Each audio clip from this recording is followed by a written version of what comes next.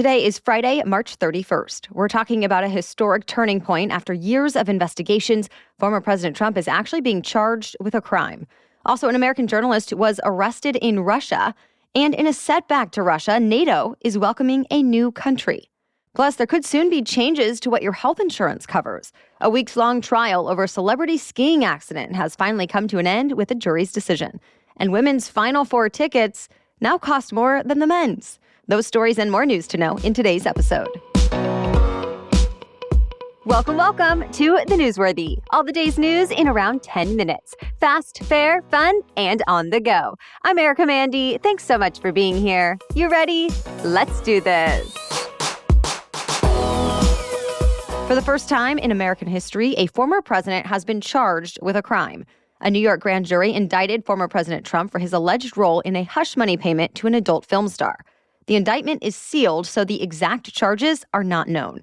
But CNN cited sources who say Trump faces more than 30 counts related to business fraud since he's accused of writing off that hush money payment as a business expense. Trump responded by calling the indictment an attack on our country. He says the charges are political and accused the DA of, quote, doing Joe Biden's dirty work. Then he asked his supporters to give money to his legal defense. Trump's lawyers also said they'd fight the so-called political persecution in court. It's not clear if Trump will actually face any prison time if he's convicted, but Trump says either way, he'll still run for president in 2024. For now, prosecutors say they're working to coordinate Trump's surrender, which could happen early next week. He'll have his fingerprints and mugshots taken in New York, then face a court. The New York Police Department has told its 36,000 officers to be fully mobilized and ready to respond to any potential unrest. Out of Washington, the reaction is pretty much what you would expect. Some Republicans have come to Trump's defense, saying this indictment will further divide our country. And Democrats are emphasizing that Trump is not above the law. So far, the White House has not commented. To be continued. In Russia, an American reporter was arrested on spying charges while he was working for the Wall Street Journal. It's the first case of an American journalist being detained, accused of spying since the Cold War. Russian officials say Evan Gershkovich tried to obtain classified information. But the Wall Street Journal says that's not true, and it's asking for Gershkovich to be released immediately. The White House also condemned his detention. Of course, this is just the latest source of tension between the U.S. and Russia. It's official now. Finland will become the 31st member of NATO. Turkey finally voted to approve Finland's application. Turkey was the last holdout. It wanted Finland to crack down on Kurdish activists and members of a religious organization that Turkey accuses of organizing a failed coup against its president. Officials from other NATO countries considered the demands unreasonable. But any NATO expansion needs support of all members. So Finland tightened its counterterrorism legislation, and with that, Turkey got on board. Though Turkey is still blocking Sweden for similar complaints. As for Finland, it will formally be admitted into NATO at the next summit in July. That means NATO will have access to Finland's strong military, and Finland will get more support if it were to come under attack. Army investigators are now trying to figure out what caused 2 Black Hawk helicopters to crash during a routine training exercise in Kentucky. The crash killed all 9 American soldiers aboard, making it one of the military's deadliest training accidents in recent years.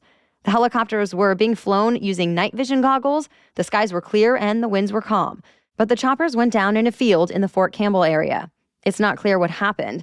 The Army is hoping to be able to pull some data out of the onboard computers to learn more. It's the most aggressive response yet to the recent bank failures. President Biden called on financial regulators to toughen oversight for mid-sized banks. He wants new rules, like making sure banks keep enough access to cash to carry them through a crisis, requiring banks undergo more frequent and modern stress tests from regulators, and making mid-sized banks explain how they would close down in the event they fail. Basically, he wants to re-establish rules that were deregulated a few years ago without action from Congress. But there are lawmakers who are not happy about this. Some say the White House is politicizing banking failures, and they've questioned whether these fixes would actually have prevented the crisis in the first place. Others have their own ideas for regulation. Members of Congress have introduced a half a dozen bills meant to penalize bank executives and help stabilize the financial system going forward. More news is still coming up, but first, a quick shout out to our sponsor. Green Chef is the #1 meal kit for eating well, with dinners that work for you, not the other way around. So what do I mean by that? Well, for one, flexibility, with a variety of meal plans that you can even mix and match. Whether you're vegan, keto, paleo, vegetarian, gluten-free, or just looking to eat more balanced meals, there is something for everyone, including the newest collection of recipes called Protein Packed. Think Greek chicken salad with mint olive tapenade. Yum. It's also so convenient when all the ingredients and recipes you need show up right at your door. I've made everything from maple butternut squash risotto to spicy chili ginger chicken kale salad.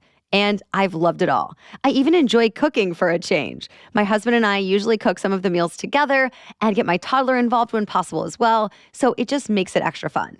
Note that Green Chef is now owned by HelloFresh, so I love that my listeners can now enjoy both brands at a discount. Go to greenchef.com/newsworthy60 and you can use the code newsworthy60 to get 60% off plus free shipping. Again, go to greenchef.com/newsworthy60 and use that code newsworthy60 to get 60% off plus free shipping. A federal judge's decision this week could have a big impact on nearly half of all Americans. He said insurers should not be forced to cover all preventive health services as they've been required to as part of the Affordable Care Act. This ruling could mean certain patients would be on the hook for at least some costs for care that costs nothing now. Think mammograms and colonoscopies, pregnancy care, drugs preventing HIV, and more. The federal judge said the requirement is unconstitutional because the federal task force that recommends all that care is made up of volunteers like doctors and scientists, and they were not appointed by the president and approved by the Senate. This is being revisited now because of a lawsuit out of Texas.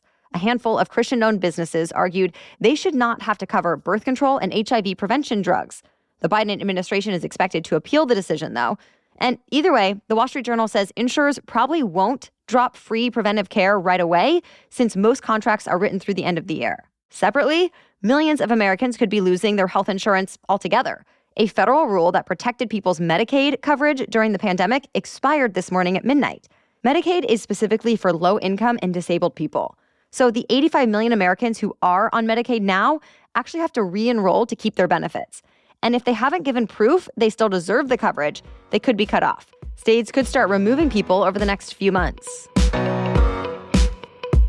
It is a familiar story at this point. A train carrying toxic chemicals derailed, sparking a large fire and forcing a mandatory evacuation. This time, it was a BNSF train that went off the tracks in Raymond, Minnesota, about 100 miles west of Minneapolis. Thankfully, no one was hurt, but the whole city had to evacuate just in case. 4 of the derailed cars were carrying ethanol, which is highly flammable, and they burned all day. At last check, the fire was still going more than 14 hours after the derailment. The EPA is in town now testing the air quality, and so far, it says there are not any big health concerns. Of course, this comes about 2 months after a Norfolk Southern train carrying hazardous chemicals derailed in East Palestine, Ohio. But experts say this incident is different because the type of chemical on board the train in Minnesota is apparently easier to flush away. Now the cause of the derailment is under investigation. Virgin Orbit is stopping all of its space launches, at least for now. The CEO says the company was not able to secure funding to feel good about future plans.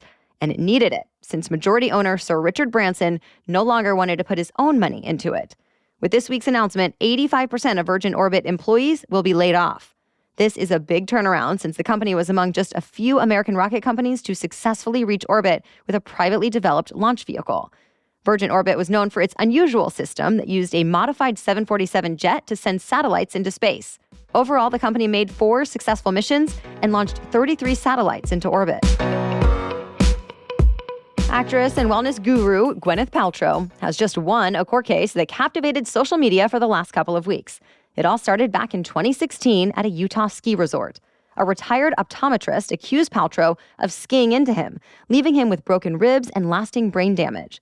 And he sued Paltrow for $3.3 million in damages. But Paltrow says he was actually the one who crashed into her, so she countersued for $1 symbolic dollar. Fast forward to these last couple of weeks, there ended up being 8 days of testimony in this case, with a bunch of people taking the stand, like medical experts, ski resort staff, witnesses, and Paltrow herself. Many moments from the courtroom went viral this week, a lot of it at Paltrow's expense, but people also poked fun at some unusual moments from the man who brought the suit. In the end, the jury decided the actress was not at fault, so she got her $1. The college basketball season is down to its last few games. This weekend, it's the Final Four for both the men's and women's March Madness tournaments. On the men's side, this is being called one of the most unexpected Final Fours in tournament history. It's the 4-seed UConn, 5 seeds Miami and San Diego State, and 9-seed Florida Atlantic. Of those 4 teams, only one has ever made it to the Final Four, and it's the first time in 53 years that has happened. For the women, things are a little more predictable. 2 number 1 seeds made it, South Carolina and Virginia Tech, as well as 2-seed Iowa and 3-seed LSU. The women's Final Four games happen tonight, the men's tomorrow night. There are still tickets available for both games, and this year, the price tag for a seat at the women's Final Four is more expensive. This could be because the women will play in a smaller stadium, so there are fewer seats available. But the women's competition is also getting more popular than it has been. TV viewership is up, too. So expect even more expensive championship games happening early next week. That's it for the main news today, so now it's time for Feel Good Friday, when we bring you one extra feel-good or positive news story before the weekend. Well, today we are talking about a friendship that spanned 70 years, 700 letters, and 2 continents. It started back in 1953, when Gloria Bruce was in elementary school in New Orleans, Louisiana. She and her classmates sent letters to pen pals in England. Gloria ultimately started writing with a girl named Shirley Clements. Well, they hit it off and say they ended up becoming even more similar as they got older. They sent each other hundreds of long letters. Then as technology evolved, they transitioned from writing to emailing and texting. They've flown between continents to see each other many times and have gone on a few different cruises together. And this year, on their 70th friend anniversary, the 2 women rode in a St. Patrick's Day parade in Louisiana. They say they hope to continue doing things like that for many more years to come, proving you never know where your next friendship might come from, even one with a lot of staying power. All right, we'll be back tomorrow with our special edition Saturday episode. We are talking about how to help children cope with tragic news events. Then join us again Monday for your next news roundup. For now, thank you so much for listening and have a great weekend.